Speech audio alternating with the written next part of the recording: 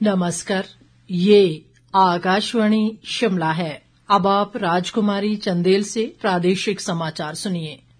आज के मुख्य समाचार।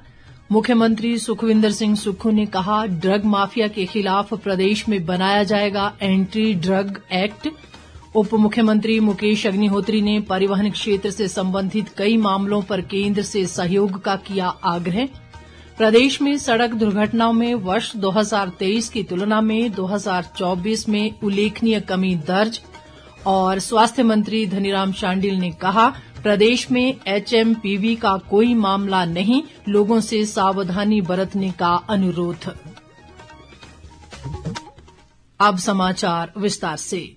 मुख्यमंत्री सुखविंदर सिंह सुक्खू ने कहा है कि प्रदेश सरकार पुलिस विभाग के आधुनिकीकरण के लिए हर संभव सहयोग प्रदान करेगी। शिमला में आज विभाग की समीक्षा बैठक की अध्यक्षता करते हुए उन्होंने कहा कि बेहतर जनसेवा सुनिश्चित करने के लिए पुलिस थानों को जनसंख्या, भौगोलिक कारक, ग्रामीण और शहरी आधार पर वर्गीकृत किया जाएगा। मुख्यमंत्री ने कहा कि कर्मचारियों की कमी को दूर करने के लिए जल्द ही खाली पदों को भरा जाएगा और 1226 पुलिस जवान व 30 सब इंस्पेक्टरों की भर्ती प्रक्रिया जारी है। उन्होंने कहा कि जनता को बेहतर सुविधा प्रदान करने के लिए पुलिस सुधार बेहद महत्वपूर्ण है और प्रदेश सरकार अपराधियों के खिलाफ कड़े कानून सुनिश्चित कर रही है। मुख्यमंत्री ने कहा कि ड्रग माफिया के खिलाफ प्रदेश में एंटी ड्रग एक्ट बनाया जाएगा। उन्होंने कहा कि पुलिस विभाग में डाटा संग्रहित और व्यवस्थित करने के लिए एक डाटा वेयर हाउस व क्लियरिंग एजेंसी भी स्थापित की जाएगी। मुख्यमंत्री ने कार्यप्रणाली में सुधार और परिचालन कार्यक्षमता को बढ़ाने के लिए अत्याधुनिक तकनीक अपनाने की आवश्यकता पर भी बल दिया। उन्होंने कहा कि प्रदेश सरकार राज्य आपदा प्रतिक्रिया और अग्निशमन विभाग को सुदृढ़ कर रही है ताकि इसकी कार्यक्षमता को बढ़ाया जा सके। मुख्यमंत्री ने राज्य में साइबर अपराध के मामलों पर भी चिंता जताई। उप मुख्यमंत्री मुकेश अग्निहोत्री ने आज नई दिल्ली में केंद्रीय सड़क परिवहन व राजमार्ग मंत्री नितिन गडकरी की अध्यक्षता में आयोजित परिवहन मंत्रियों की राष्ट्र स्तरीय बैठक और परिवहन विकास परिषद की बैठक में भाग लिया। इस दौरान मुकेश अग्निहोत्री ने हिमाचल प्रदेश में परिवहन क्षेत्र से संबंधित कई महत्वपूर्ण मामले उठाए और इनके समाधान के दृष्टिगत केंद्र सरकार से सहयोग का आग्रह किया। उन्होंने वाहन स्क्रैपिंग नीति के वित्तीय बोझ का मामला भी उठाया, क्योंकि हिमाचल को अपनी भौगोलिक स्थिति और कम वाहनों की संख्या के कारण विभिन्न चुनौतियों का सामना करना पड़ रहा है, जिससे स्क्रैपिंग के लिए वाहनों की असेंबली महंगी और पेचीदा हो जाती है। उप मुख्यमंत्री ने पूंजी निवेश के लिए विशेष केंद्रीय सहायता प्राप्त करने की समय सीमा को 31 मार्च 2025 तक बढ़ाने का आग्रह भी किया। उप मुख्यमंत्री ने प्रदेश में संचालित अखिल भारतीय पर्यटक परमिट बसों द्वारा उत्पन्न चुनौतियों पर भी चर्चा की। अग्निहोत्री ने कहा कि राज्य सरकार 1734 करोड़ 70 लाख रुपए की लागत से शहरी रोपवे नेटवर्क परियोजना विकसित कर रही है, जो भारत का पहला और दुनिया का सबसे बड़ा रोपवे नेटवर्क होगा। उन्होंने कहा कि इस परियोजना का कार्य इस वर्ष जून में शुरू किया जाएगा और 5 वर्षों की अवधि में इसके पूरा होने की संभावना है। उप मुख्यमंत्री ने केंद्र सरकार से राज्य परिवहन उपक्रमों के लिए सामान्य इलेक्ट्रिक बुनियादी ढांचे के निर्माण का आग्रह भी किया। केंद्रीय मंत्री नितिन गडकरी ने आश्वासन दिया कि केंद्र सरकार हिमाचल और अन्य राज्यों द्वारा उठाए गए मुद्दों पर गंभीरता से विचार करेगी। शिक्षा मंत्री रोहित ठाकुर ने कहा है कि पूर्व जयराम सरकार के कार्यकाल में प्रदेश में शिक्षा की गुणवत्ता में गिरावट दर्ज की गई है। शिमला में पत्रकारों से बातचीत में उन्होंने कहा कि वर्तमान राज्य सरकार शिक्षा की गुणवत्ता में सुधार के लिए काम कर रही है, जो भाजपा को रास नहीं आ रहा है। दिसंबर के सेशन के दौरान, विंटर सेशन के दौरान जयराम जी ने 2-3 बातें कही थी। पहले तो एक यही बता दिया कि हिमाचल प्रदेश 21वें स्थान पे पहुंच चुका है, तो वो हमारे कार्यकाल के दौरान नहीं पहुंचा। सो जयराम जी स्वयं मुख्यमंत्री थे जब नेशनल असेसमेंट सर्वे हुआ था वर्ष 2021 में, और जो हिमाचल प्रदेश हमेशा जो अग्रणी रहा करता था शिक्षा के क्षेत्र में। और हम ये भी नहीं कहते कि इनके कार्यकाल के दौरान ही ये सारी बातें आई, ये समझता हूँ काफी पहले से कहीं ना कहीं गिरावट आ रही थी। और उसका जो नैस होता है, क्योंकि 3-4 वर्षों के बाद आता है, वो 2021 में परिणाम आया, वो एक मैं समझता हूँ बहुत बड़ा सवालिया निशान इनके 5 वर्षों की जो इनकी परफॉर्मेंस रही है उसको दर्शाता है।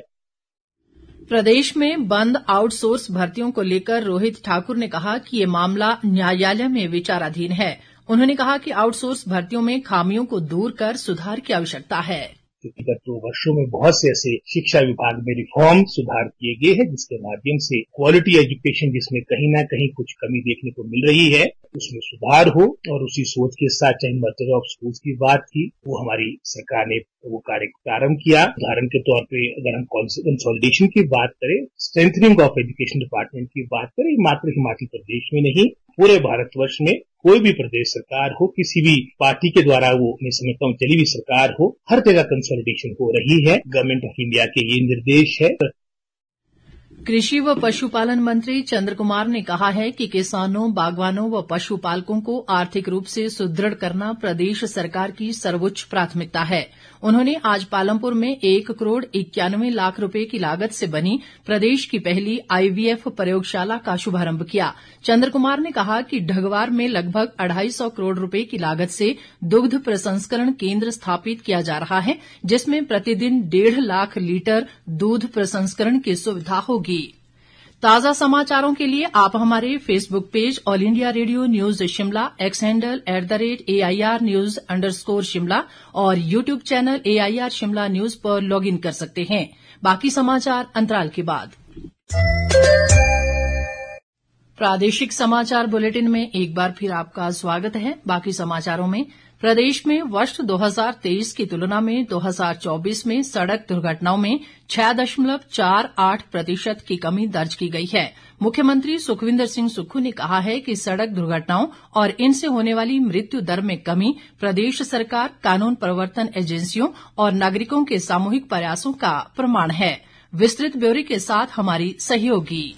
सड़क सुरक्षा और यातायात प्रबंधन के प्रति राज्य सरकार के प्रयासों के परिणाम स्वरूप वर्ष 2024 के दौरान प्रदेश में सड़क दुर्घटनाओं और मृत्यु दर में उल्लेखनीय कमी आई है। मुख्यमंत्री सुखविंदर सिंह सुक्खू ने कहा है कि प्रदेश सरकार सड़क सुरक्षा को विशेष प्राथमिकता दे रही है और आने वाले वर्षों में दुर्घटनाओं को और कम करने के लिए निरंतर प्रयास सुनिश्चित किए जाएंगे। उन्होंने कहा कि वर्ष 2024 में 2107 सड़क दुर्घटनाएं दर्ज की गई, जबकि 2023 में 2253 सड़क दुर्घटनाएं दर्ज की गई थी। विभिन्न सड़क दुर्घटनाओं में वर्ष 2024 में 806 लोगों की मृत्यु हुई, जबकि 2023 में 892 लोगों ने अपनी जान गंवाई। मुख्यमंत्री ने कहा कि पिछले 2 वर्षों में राज्य सरकार ने बहुमूल्य जीवन को बचाने के लिए अनेक पहल की हैं। मुख्यमंत्री ने प्रदेशवासियों से यातायात नियमों का पालन करने और कानून प्रवर्तन एजेंसियों के साथ सहयोग करने का भी आग्रह किया। प्रादेशिक समाचारों के लिए समाचार कक्ष से मैं प्रभा शर्मा।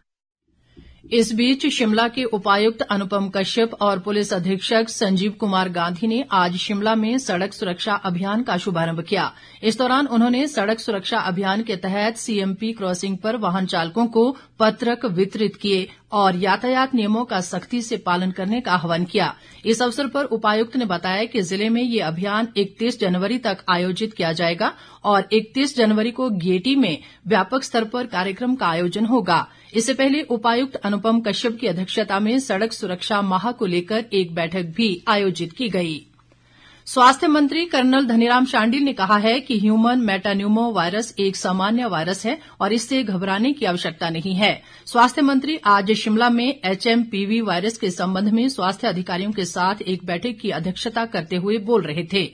उन्होंने कहा कि केंद्रीय स्वास्थ्य मंत्रालय सहित प्रदेश का स्वास्थ्य विभाग HMPV पर लगातार नजर बनाए हुए है और हिमाचल में अभी तक इस वायरस का कोई भी मामला सामने नहीं आया है। शांडिल ने प्रदेशवासियों से सावधानी बरतने का अनुरोध करते हुए कहा कि यदि किसी को खांसी या बुखार जैसे लक्षण नजर आएं तो वे नजदीकी स्वास्थ्य केंद्र में जाकर अपने स्वास्थ्य की अवश्य जांच करवाएं। स्वास्थ्य मंत्री ने कहा कि किसी भी प्रतिकूल स्थिति से निपटने के लिए प्रदेश में पर्याप्त स्वास्थ्य अधोसंरचना, बिस्तरों की संख्या और ऑक्सीजन सिलेंडर की उपलब्धता सहित सभी तरह के पुख्ता प्रबंध किए गए हैं।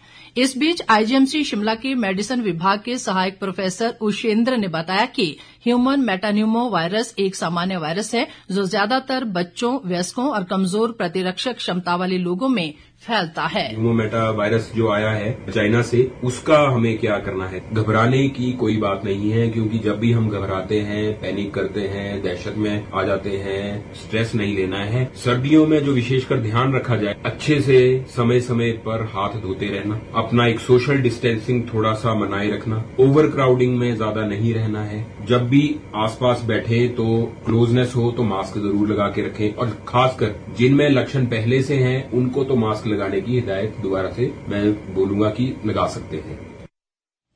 नेता प्रतिपक्ष जयराम ठाकुर ने राज्य सरकार पर आरोप लगाते हुए कहा है कि व्यवस्था परिवर्तन के नाम पर प्रदेश में स्वास्थ्य व्यवस्था चरमरा गई है। शिमला से जारी एक बयान में उन्होंने कहा कि सरकार की लापरवाही के कारण लोगों को अस्पतालों में इलाज की सुविधा नहीं मिल पा रही है। अंत में मुख्य समाचार एक बार फिर। मुख्यमंत्री सुखविंदर सिंह सुक्खू ने कहा, ड्रग माफिया के खिलाफ प्रदेश में बनाया जाएगा एंटी ड्रग एक्ट। उप मुख्यमंत्री मुकेश अग्निहोत्री ने परिवहन क्षेत्र से संबंधित कई मामलों पर केंद्र से सहयोग का किया आग्रह। प्रदेश में सड़क दुर्घटनाओं में वर्ष 2023 की तुलना में 2024 में उल्लेखनीय कमी दर्ज। और स्वास्थ्य मंत्री धनीराम शांडिल ने कहा, प्रदेश में HMPV का कोई मामला नहीं, लोगों से सावधानी बरतने का अनुरोध। इसके साथ ही ये समाचार बुलेटिन समाप्त हुआ। नमस्कार।